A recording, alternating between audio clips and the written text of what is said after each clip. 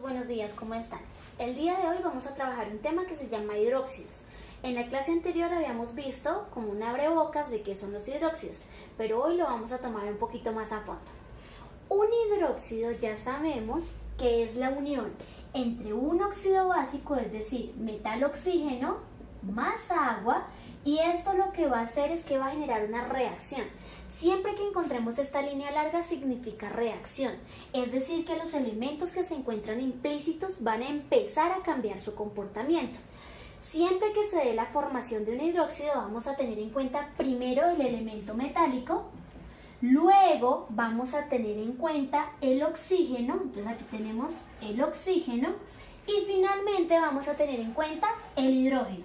¿Por qué los voy a poner entre paréntesis? Porque resulta que hay un oxígeno más un oxígeno serían 2 y 2 hidrógenos, pues entonces yo lo que hago es decir que hay 2 oxígenos presentes y que hay 2 hidrógenos presentes. Sería un error poner el metal, decir que hay 2 oxígenos y que hay 2 hidrógenos. Esto es una redundancia y es un error. Por tanto, yo lo que tengo que hacer es meterlos entre paréntesis e indicar que hay 2 átomos, tanto de oxígeno como 2 átomos de hidrógeno. Ahora, estos hidróxidos en la química también se pueden llamar bases. Cuando nosotros nos referimos a las bases nos estamos refiriendo a los hidróxidos y es exactamente lo mismo, viene siendo el mismo término. Vamos a mirar entonces desde dos puntos de vista a los hidróxidos o a las bases. Vamos a mirar cuál es su utilidad y vamos a hablar de algo que se llama la nomenclatura. Cuando nosotros hablamos de la utilidad es en qué se emplean los hidróxidos desde la vida cotidiana, cómo nosotros tenemos relación con estos hidróxidos. Entonces vamos a clasificarlos en dos. Hay unos hidróxidos que son fuertes y hay otros hidróxidos que son débiles. Esto depende del pH, es decir, del nivel de acidez o del nivel de basicidad que tienen las sustancias, pero eso lo vamos a trabajar un poco más adelante. Por el momento los hidróxidos o son fuertes o los hidróxidos son débiles, pero todo el tiempo nosotros tenemos relación con ellos en nuestra vida cotidiana. Entonces vamos a decir, por ejemplo, que en el caso de los hidróxidos fuertes son aquellos que tienen la capacidad de destapar las cañerías. Entonces vamos a hablar, por ejemplo, de aquellas sustancias que al aplicarlas dentro de un tubo tienen la capacidad de destaparlas. Y tal vez ustedes han escuchado hablar de la soda cáustica. La soda cáustica es un químico que tiene reacciones exotérmicas, es decir, que se calienta al contacto con el agua. Y cuando uno se lo aplica al baño, en el inodoro, él lo que hace es que destapa el baño, destapa la cañería. Y es porque es un hidróxido demasiado fuerte, quema. En el caso de los hidróxidos débiles, también tenemos contacto con ellos en la vida cotidiana, pero son inofensivos. En el caso de estos hidróxidos son aquellos que tienen la capacidad de neutralizar los ácidos, de neutralizar las quemaduras. Entonces estamos hablando de las cremas, estamos hablando de la sábila, estamos hablando, por ejemplo, en el caso de la milanta, que esa milanta es un medicamento. De pronto en algún momento sus papitos han tenido acidez o han tenido los jugos gástricos muy alborotados. Entonces vamos al médico y dicen que estamos sufriendo de una gastroenteritis o que estamos sufriendo de gastritis.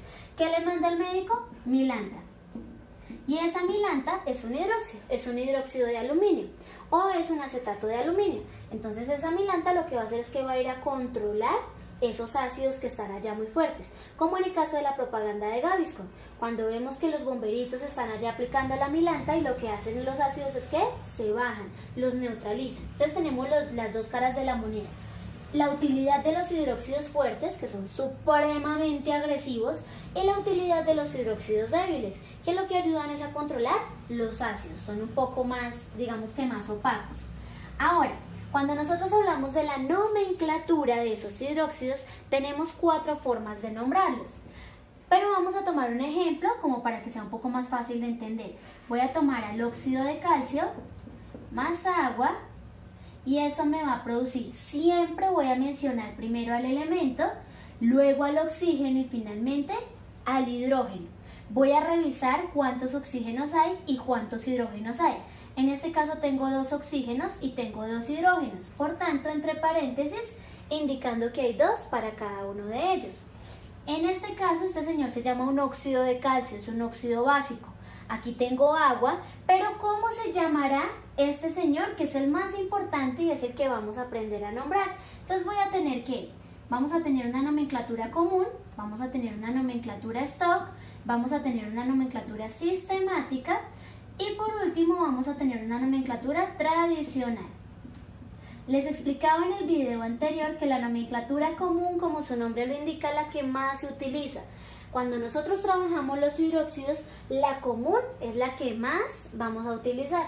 Sin embargo, pues también existen otras nomenclaturas, como es el caso de la stock, de la sistemática y de la tradicional. ¿Listo? Ahora, como tengo la unión o tengo este grupo hidroxilo, es decir, la unión de un óxido básico más agua, me forma un grupo hidroxilo.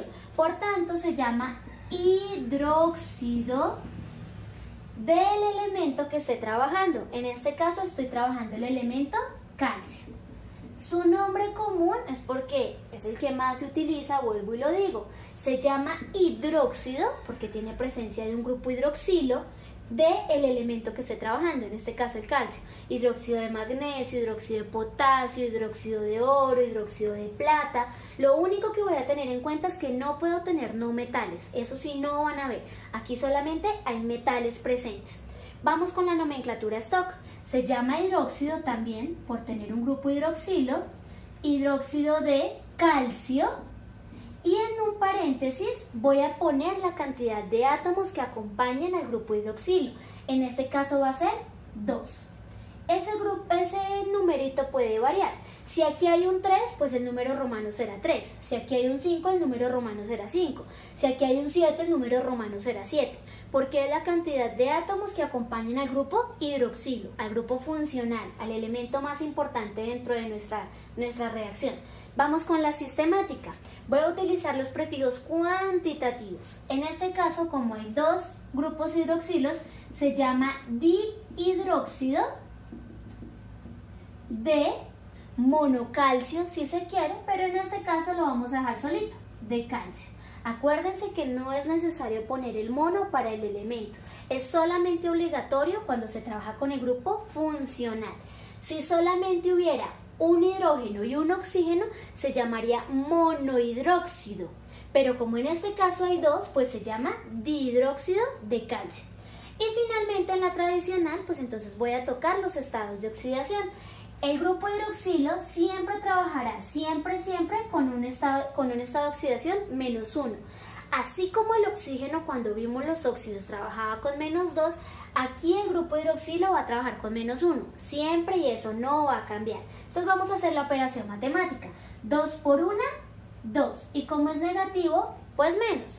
Voy a revisar en la tabla periódica cuál es el estado de oxidación del calcio. Entonces aquí me dicen que es +2.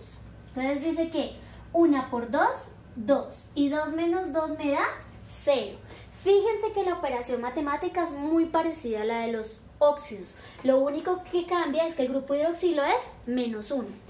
Ahora, como ya la tengo en 0, entonces me voy a las tablitas que ya veníamos trabajando.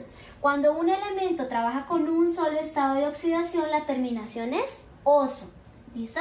Entonces dice que se llama hidróxido calcioso, porque la terminación del estado de oxidación era oso.